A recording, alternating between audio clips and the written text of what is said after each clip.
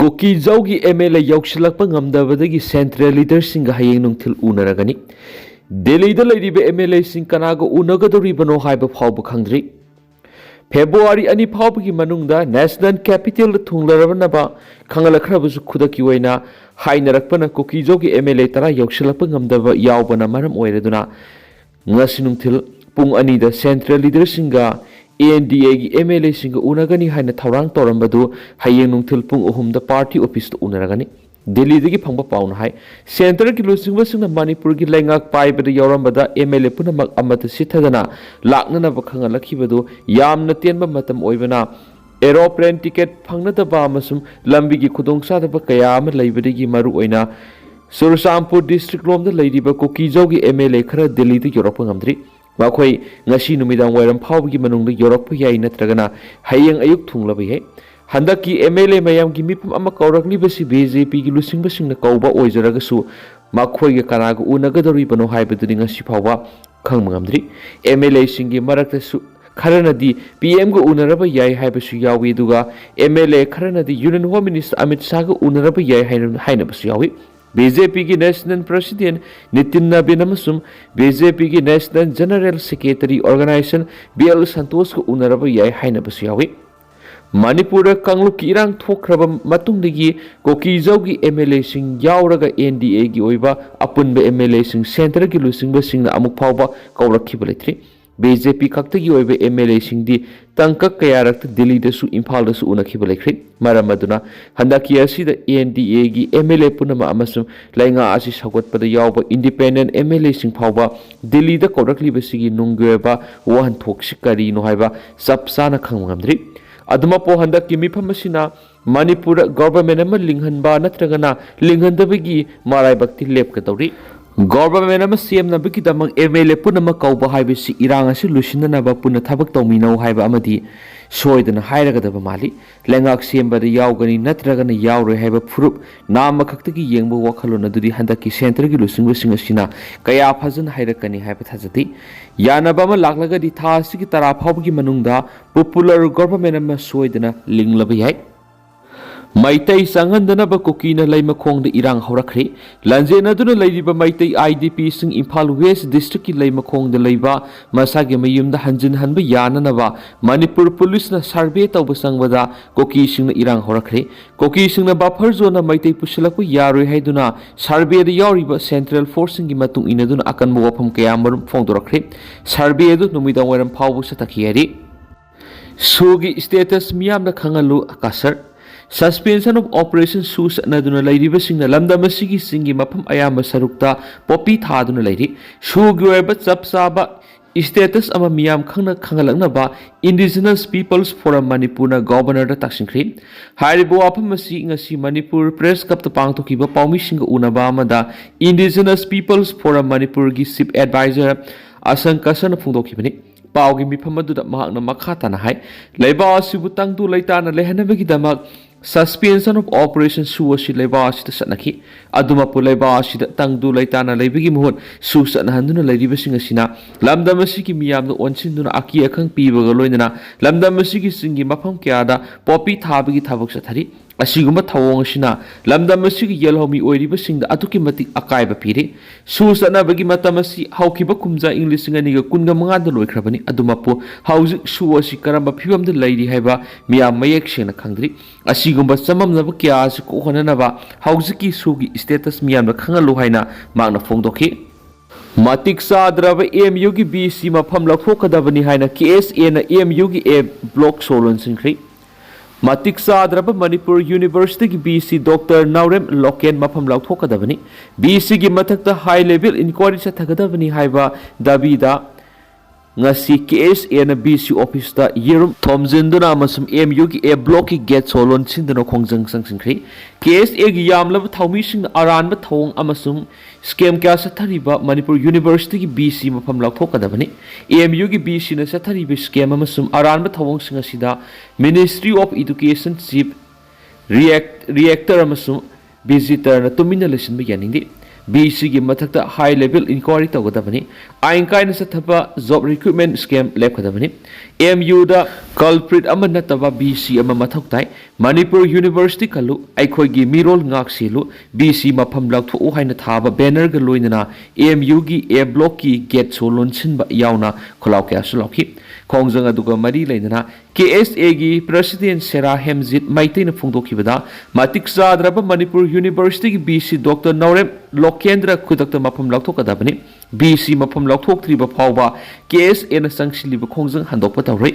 University gi BC Dr Naurem Lokendra Manipur University asi maranai office amagi mawongda salaiduna amot pakyana pik thanba university amoire university asi gi statutory posting lawbada niyam gi wangbada sathabada natana university asi amot pakyana pik thale university asi gi visitor amaso Ministry of Education gi ayab yaudana barbeli assurance piri haiduna niyam gi wangbada teaching amasum non teaching staff singi recruitment process athari asiguma aranba thaksulamasu scam kya sathariba university sigi BC Dr Naurem Loken khudakta mafam laktokadabani maki mahutta anoba BC ama hapkadabani haina phongdokhi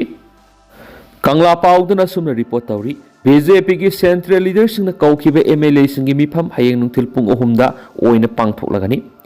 State asida hawjik lairiba rajniti gi tangtadaba phibam asiga mari lainana BJP gi central leaders singna wari sananaba Delhi da lakna ba khangalakpadagi ngarang former CMN Biren yauna BJP gi NPP NPF amasum masiga puna satminariba independent MLA sing Delhi sangna khrabasu ngasi numidang wairam athengba phawba mifam pangthokadri Parliament mifam leibana mifam adu athengba pangthoklaba yai haina thajanarmani dubu athengba BJP gi central leaders gi makaidigi hayeng nungthil pung 3 tabadu oina pangthoklasi haina khangalakre ari pausna makhatana hairibana hayeng pangthokadoriba mifam asi kari agenda ra pangthokadabano amasum karamba central leaders sing unaduna mifam pangthokadoribano haibadasu hawjuk phawbi oina sapsana khangalakpa leitri ngasi athengba mifam adu hayeng nungthil pung 3 da oina pangthoklagani haiba khaktama khangalaki hairi atopa pawgi source amanadi BJP gi national leaders sing BJP amasum masika satminariba party sing gi MLA ngasi nungthil pung 2 phawgi manungda Delhi da laknaba khangalakpi gi matungina ngarang numidang phawba Imphal da gi MLA kun Delhi da thongki ngasi su MLA khara Delhi da thonglaki Delhi gi mifam asida kuki jaw gi MLA khara su saruk yarabi ya haina panhari adubo Ferzol Kendra gi MLA Pungjagin Balte amasum Tengnopal Kendra gi MLA Letpaw Hokipti Mashangam dabana mifam adu yawb ngamlaroi haina khangalakre hari panmaya abri tha sigi taragani thuida loigadoriba PR gi matam asigi mongoinana BJP na lusingba popular government ama CM BJP gi central leaders singi makedigi haukiba thakra asida maitema sungkoki MLA singa toina unaduna mifam pangtokkiba leire hansu pausta makhatana pali mamang sahi gi December taraga mari dasu BJP gi National General Secretary Organization BL Santos amasung North East Coordinator Summit Path MLA singa unakhibaga loinana Imphal da laktuna makhatana mifam pangthokpa su lekhrabani kari popular government ama CMG phibam leitaba tarabadi hawjuk sathariba parliament mifam asina assembly dissolve tonabagi warep ama laurabi yari government employees sing the saifu ama piragani potchagi mamal union budget na maram oiraga hengat khibana government employees sing the asoba saifu ama piragani haina all India state government employees Confederation Thadorak Pachirol Amada Hairi, Siol Asina Makhatana Hairibana, Bazir Asina Langi Kusukulai Sabamus Lanmi Singi incentive fee with the Hena Thadari, Laingaki service sector Amasum, Sokotharangi service sector bu, Tungoina Tambagi Satariba Tongasina, employing the Hena Awabam Oiragani, semiconductor Giramda, Hena Sil Thadagani Haribasi Apava Kongtang Oirabasu, primary sector da, Swat Tarabadi, Kanaba Pangloiki. Union Budget 2026-27 Startup IT sector amasum skill youth sing the kanaba piragani XCM Union Finance Minister Staramana ngarang parliament puthoki ba Union Budget 2026-27 na North East State oina startup IT sector amasum skill youth sing the kanaba kya piragani haina former minister and Berena Maki ex Tagalaki Warola Madhari adubu opposition Congress ki maikaidagi Union Budget asina Manipur hojik thokliba humanitarian crisis amasum security crisis asi kokhan mangamloi haina yamna kana criticize tokre Former Chief Minister N. Biren maki ex thagalakiba warol amada hairibadi Union Finance Minister Nirmala Sitharaman puthorakhiba Union Budget asi yamna progressive reform amani haina singtharaduna North East region yauna leiba asigi oina startup IT enable service amasum skill youth singdi hena kanaba amasum khudong saba kya phiragani budget asina India bu innovation digital economy da hena khumang soksilagani amaromda budget asina high value agriculture ki kuthangda farm ki pothok sing pothok pade hena miyeng sangmana maram oiraga laiba asigi farmer income amasum rural livelihood ki phibam hena fukat halagani hadi MPCC ki president K Megasandrana maki ex Tagalaki warol amadana Delhi na Manipur hausi oiriba phibam asigi matangna tumina lesiliba sida yaning da phongdok laduna Manipur mai sakli basi sahi ahumlom suri miyoi lising kyana lanjenari amadi kaya amana mayum da hanjin mangamdri budget asida peace amasum relocation fund propose tawbagi wapam amata yawdi lambi thonga mari leinana lupa crore lising taragani thoi lauktholabasu citizen singna lambi aduda satpangamdravadi madu kari sukana balaiti Manipur hauzik justice tangdu leita bamadi santi gi mayek sengba road map ama mathokta hairi adubo Meghalaya gi CM Konark ke sangmagi di Union Budget asina North East region akhanaba miyeng thambaga loinana North East asi mapung phan ahongo purakna bokhona bigi sauna mamitari budget asi inclusive amasum people's centric development hena miyeng thamba visionary amadi holistic oiba budget amani haina singthari Assam gi Chief Minister Himanta Biswa Sharma nasu reform oriented oiba union budget asina North East region hena kanaba kya piragani union budget asibu taram oi hari Friday su hingna cancer na naduna layeng duna laidiba miyoi ahumda ngasi sel gi mateng kusanakre Friday su hingna tha taruk khuding gi cancer ga sagona duna hingliba miyoi singda sel gi mating pi duna lakpa gum ngasisu taragum doi subu oina miyoi ahumda sel gi mating pikri Share and Care SAC Wangkai Ningthem Pukri Mapalamadi Friday Suhin Konung Mamang Imphal na sinduna Manipur Press Cup ta pangthokiba taragumdoi suba cancer warrior support ki tharomaduda retired IAS RK Nimai Share and Care founder RK Lenin Kaksing Kunau College ki Assistant Professor Dr. O Sarita coordinating Akashbani Imphal ki program executive Nongthombam Roma Friday Suhingi honor Lokendra Longzamamadi Akashbani Imphal ki program executive Raisana Singthamna Mathangsina Sip guest president amadi guest of honor oina sarugyaki Thauramga mari lainana Friday Suhingi founder Lokendra Longzamna phongdorakpada cancer laina ga sagona duna layeng duna lairiba sel tungi phibam phatraba singda Friday Suhing ngasi phawba angama mating pangduna lakli Friday khudingi Suhing sumduna yolaba matung madudagi phalakpa senpham khara duna tha taruk taruk punsilaba matung cancer laina na naraba miyoi sing piduna lakli loinana ngasi asi cancer laina na naduna aikhoi miya mu thadoktuna Sat krabi layoi krabi oinam ningol longjam ongbi asala tabu ningsing boina magni hinglingai da cancer laina naraba miyoi singna mateng pangba pamjaram badu thabak oina onthok ngasi asi miyoi ahum da khudol pot piduna mateng pangba naiki drug kg 33.05 ka kona na phakhiba letmin thang hawkip ki bail order high kona suspend tokri Manipur ki tuan mafam sing maru oina Surasampur amadi Kangpokpi district drug ka kona na mi phabigi sang wangli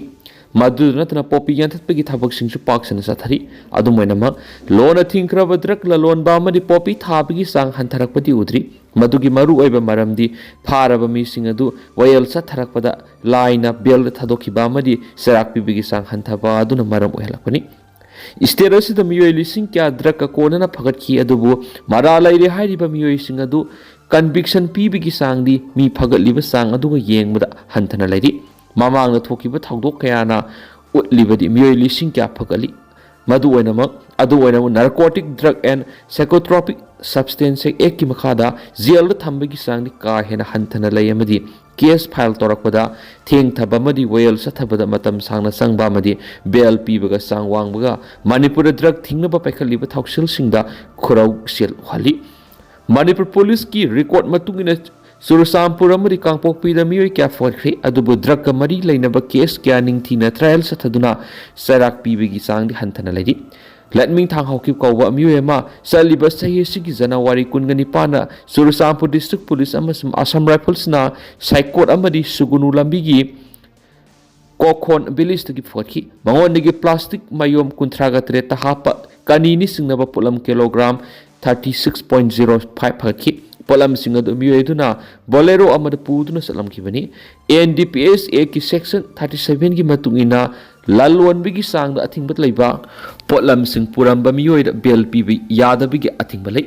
मियोय दु मथंगी नुमित जनवरी 19 chief judicial magistrate Churachandpur की court पुथोकपगा लोइना नुमित 9 police custody दे remand लौथकी अदोमैनमक सुप्रीम कोर्ट सतखिबा महिर राजेश शाह वर्सेस महाराष्ट्र स्टेट की केस रिफरेंस पिरकपगा लोइना chief judicial magistrate Churachandpur bail पीथोकी CGM की कोर्ट अयिब चिरोल ओइना रिकॉर्ड सिंग पिखतफम थोकपदा केस अदुगी इन्वेस्टिगेटिंग ऑफिसर ना सिलहाई ओइना कोर्ट सबमिट तौरखी मदुना मरम ओइरगा बेल नंथोखिबा याबिगी फिबम मदु लाखिबनी CGM चुचामपुर बेल पिखरब मतुंग मणिपुर लेंगाना अथुबदा वारेप अमा लौदुना हाई कोर्ट ऑफ मणिपुर की स्पेशल बेंच अमदा क्रिमिनल रिव्यू पिटिशन अमा लनखलखी कोर्ट रिव्यू पिटिशन अदु खनरब मतुंग CGM चुचामपुर की बेल ऑर्डर दु सस्पेंड तौखी CGM ना बेल पीरिबदु केस अदुगी ओइरिबा फिबम अदु येंलगा सुमदे हाइना एडवोकेट जनरल ना पुखलखी हाई कोर्ट ना NDPS A की सेक्शन 37 की मखाद बेल पीबा थिंग मतमखी लोइना महिर राजेश शाह की केस अदुगी रेफरेंस मतांग असित पुसलक मरम सादी हाइना खंगलखी मदुगी मतुंगिना लेटमी थांग हाउकी फेब्रुवारी 2 फाव पुलिस कस्टडीदा रिमांड पिखी केस अदुगी मखाताब हियरिंग फेब्रुवारी 13 सथरगनी लोइना रिकॉर्ड खुदिमंग अयिबु ओइना लनखनाबुस खनखी हाई कोर्ट लौखलक्लिबा खोंगथांग अदु सिंथानिंगाय ओइबा अमनी अदुगुंबा केसिंग अदु निंगथीना ट्रायल सथरबदी मरा लेबसिंग सेराक पीबा ngamgani मरा लई हाइबा मियोइसिंग अदुगी मथक्ता थांगलकदबा मरु ओइबा रिकॉर्डसिंग अयिबु ओइना पिखलकपा अमदी मतम साना चार्जशीट थांगतपगी तंगाय फदबले असिगुमा कयासी ट्रांसपेरेंट लेना सथदबना मरम ओइरगा मियोइ क्या सेराक फंगदना नांथोखिबगी मरम ओइहली हाइरिनसु पाउसदा मखाताना फोंदोरखली तेंतंगना मरोमदना संगमाई पुलिस स्टेशन की मनुंगसना लैबा कांतोप प्रेमनगर IDP रिसेटलमेंट की येंगसिनबा संगलुबा SDC अमदी सिक्योरिटी फोर्स सिंग कोकी सिंगना तालखिबदु SDC की स्टाफ अमा IDP अमा सोखिबने